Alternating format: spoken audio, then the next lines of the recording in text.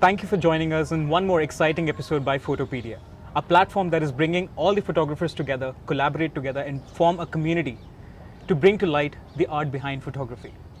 Today we have with us a very special guest who's going to be representing his team. They are perhaps one of the very first husband and wife photography team to have started shooting in India the weddings in photojournalistic style. Top-rated, award-winning, celebrity wedding photographers having covered 8 countries, 4 continents with 400 plus weddings. Please welcome Vinayak Das of the one and only Photo Tantra. Thank you, Kartik, for that amazing introduction. And it's really good to be here as part of Photopedia. Photopedia has been doing amazing work in bringing the entire community together. And we've been following Photopedia's endeavors across the many get-togethers and the sessions that they've organized recently. Thank you so much, Vinayak, for that. So, can you tell us how Photo Tantra happened? Photo Tantra happened way back in 2008. Both me and Snigdha, we were both photo enthusiasts to start off with. That's how we met. Okay. And at that point, professionally, I was doing a technology job with a telecom major, and she was a paralegal with a big real estate company. So we were like both in our deep in our jobs. I was doing commission work for magazines, advertisements, and suddenly there was a guy who out of the blue saw my pictures on Flickr and said, "Shoot my wedding." At which point I said, no self-respectable photographer ever shoots a wedding. And Snigdha, my wife and partner at Photo Tantra, she said that, I think it's going to be really good. Let's try this out and see how it is. Because weddings are a point where you get so much. Like everything's heightened, everything's beautiful, everybody's happy. Right. So we shot our first wedding with Nikon D70S DSLR with a Vivitar 285 HV flash. Okay.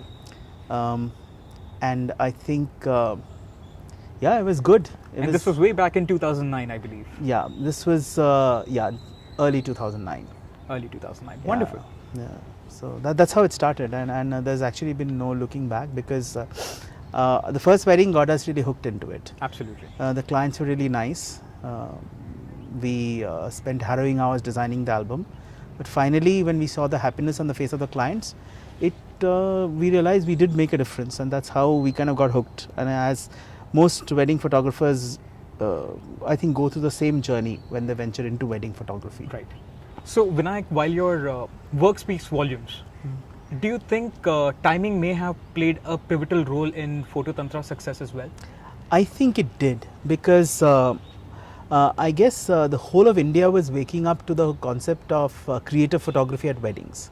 I mean, the term candid wedding photography was being kind of formulated then. Right. Because mostly weddings were all post photography, and we used to not only do post photography, but you also get the moment. So the whole candid photography started. We were one of the first people to get into it. There were 2 challenges. A, it was easy to be to get into this field because there were not too many people. Right.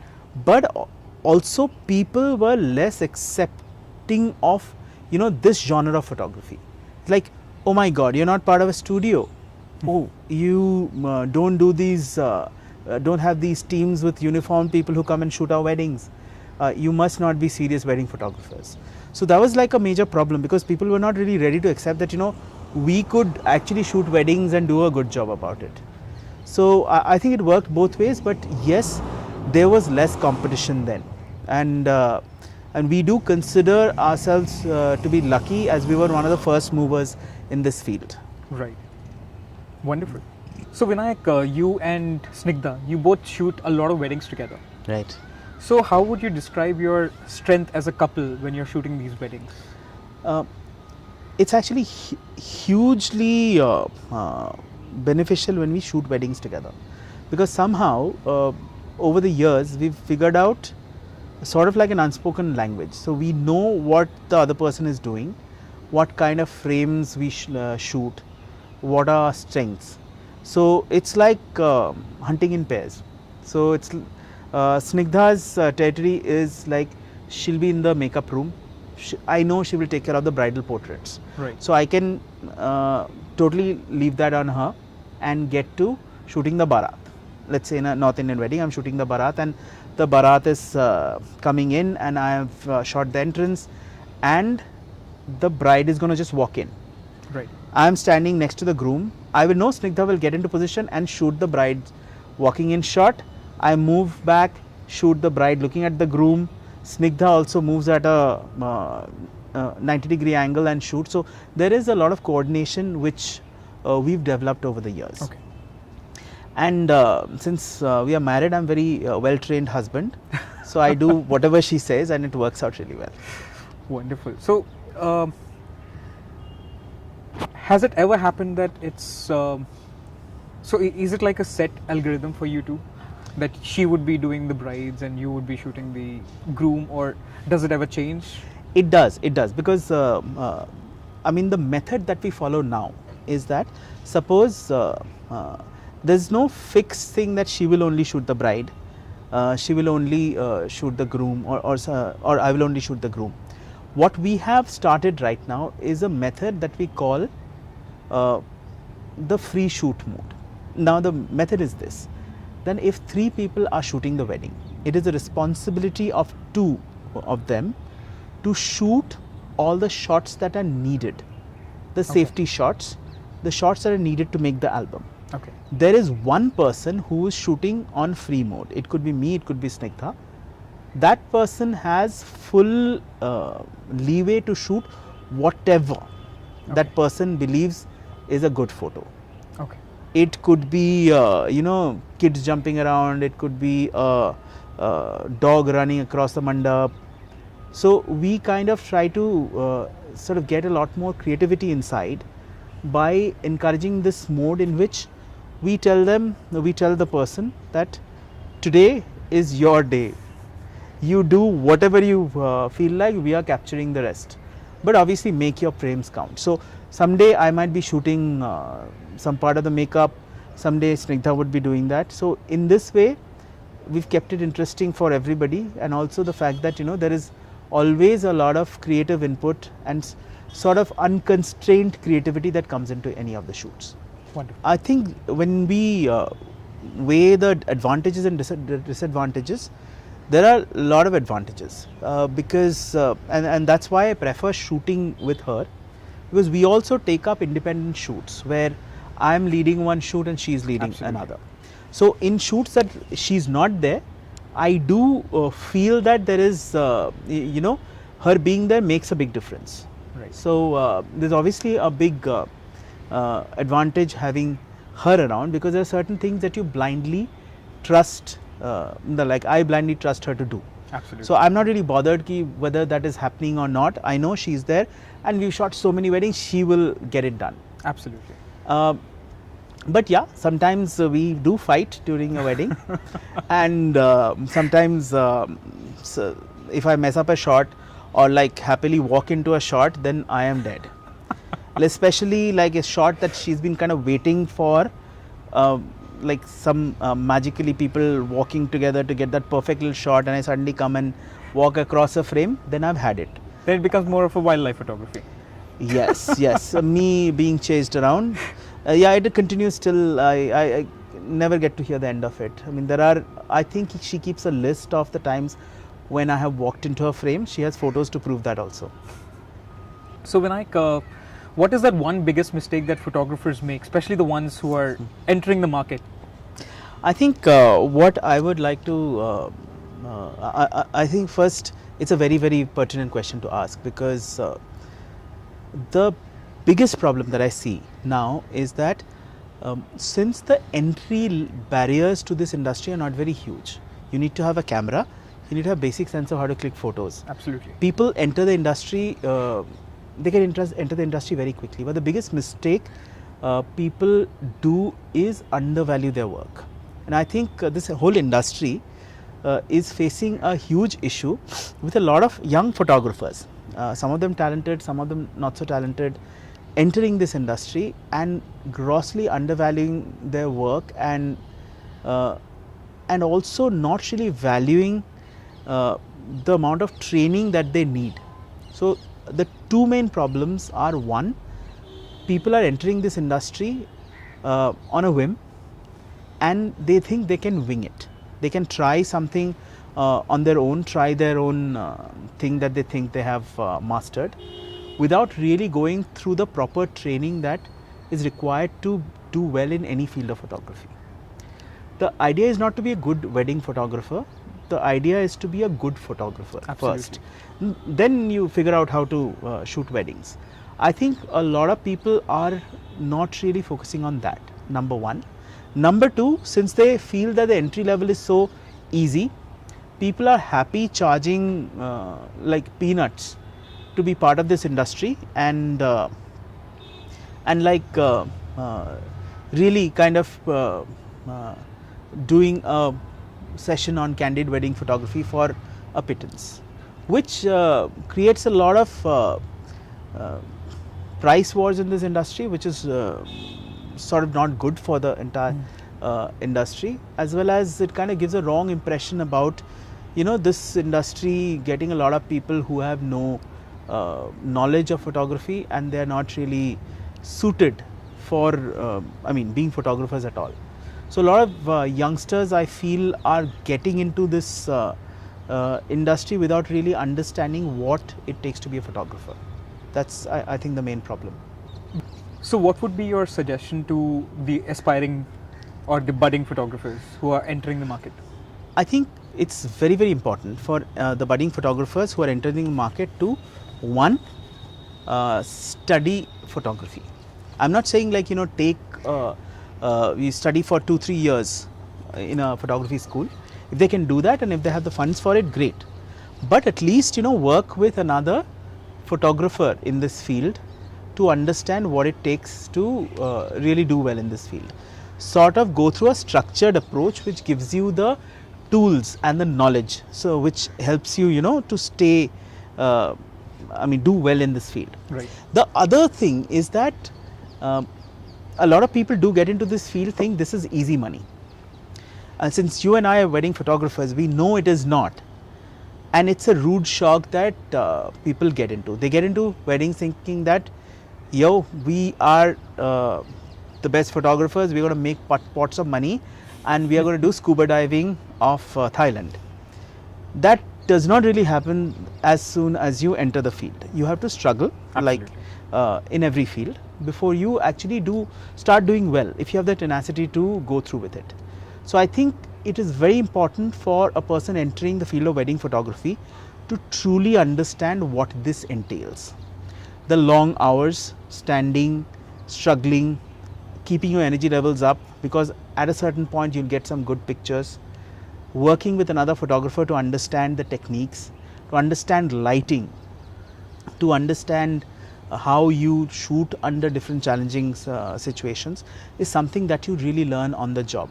Absolutely. So I think it's very, very important for the budding photographer to approach this field with a lot of respect, to understand what it really entails to be a wedding photographer, to go through the steps, the proper steps that help you build the competency for shooting a wedding well.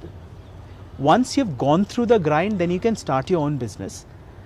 People need to be a little patient and not be in a hurry to suddenly put their name as XYZ photography and start apparently earning pots of money. That never happens.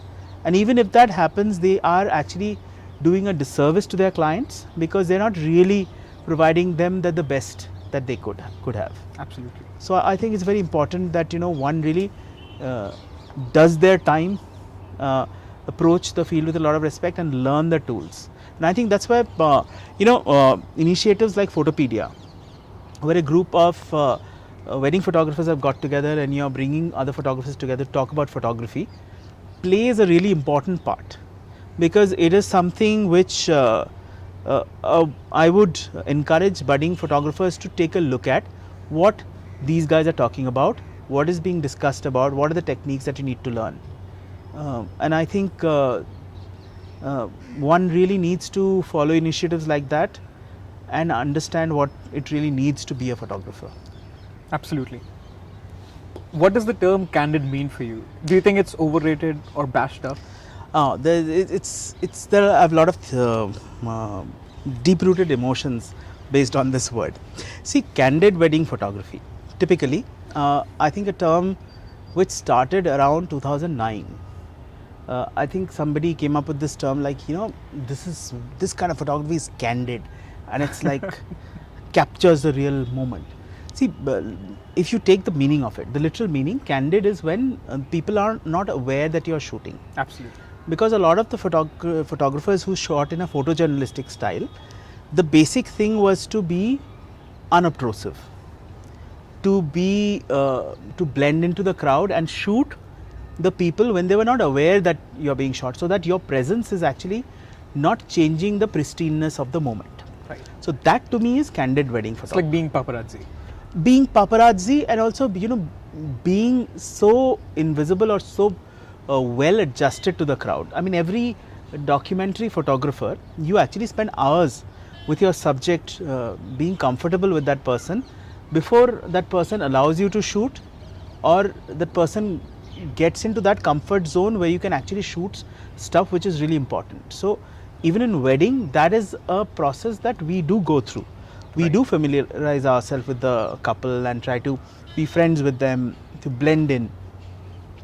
So the real candid shots come up then.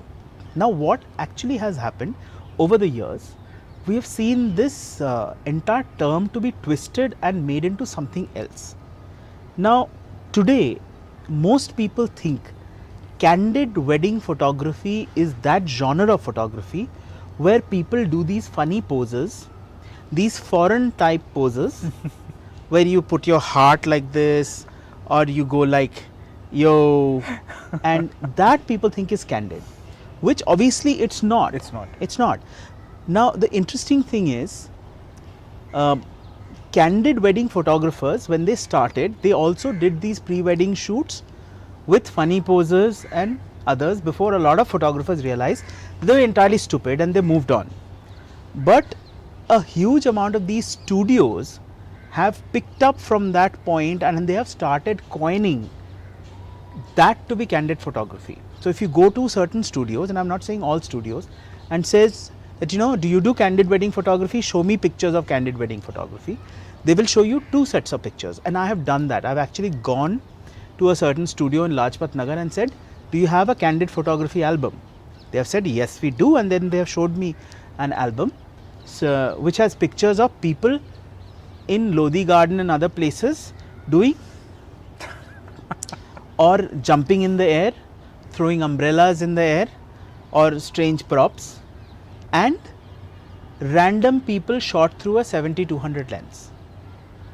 The infamous 70-200. Infamous 70-200. Now the thing is, that is not really the essence of candid photography. It's a pre-wedding shoot, it's a posed shoot. Absolutely. It cannot be candid. Yes. Now, why has this term been called candid wedding photography? I think that is where I think it's a conspiracy by the studios to devalue what candid wedding photography should be, because a lot of candid wedding photographers were doing stuff that normal studios weren't able to do. Blend in with the crowd, really understand the undercurrents and make that time to understand the client. So somehow it was like a marketing coup that they kind of twisted candid wedding photography to be and kind of successfully devalued it, because right now when you go to a studio again, and I've had clients saying that I went to a studio and I asked them, how much do you charge for photography? They said, sir, we charge 2 lakhs for photography and video and 10,000 for candid wedding photography. So interestingly, I think candid wedding photography is now seen as a cheaper commodity by a whole lot of people than something that is technically more challenging and requires more creativity. And I think that's where the entire meaning and essence of the term has been corrupted and twisted around. That's right. So definitely the candid term itself has been skewed so much that there have been misconceptions among people. Do you think it's more important for us to educate our people, educate the clients as well in terms of what candid photography really entails, what candid really means? Because I guess we do get calls on a day-on-day basis asking for candid photography, and at the end the customer does ask. So what is the difference between candid photography and traditional photography? I think as a photographer, it is definitely important that we, without sounding very condescending, explain to the client, because I think as photographers we owe it to explain to the client what is candid wedding photography, what are its advantages, and where it will be really, really useful, and why is it so difficult to do it. I think that kind of is when we talk about the art that we do. Right. So having said that, it's also important to tell the client that covering a wedding is not only about the candid wedding photography. There are pose shots which are also important in a wedding as well, and a very well stylized pose shot of the bride and the groom is also beautiful, and the candid moments capturing the true emotions are also stuff that should be there in an album.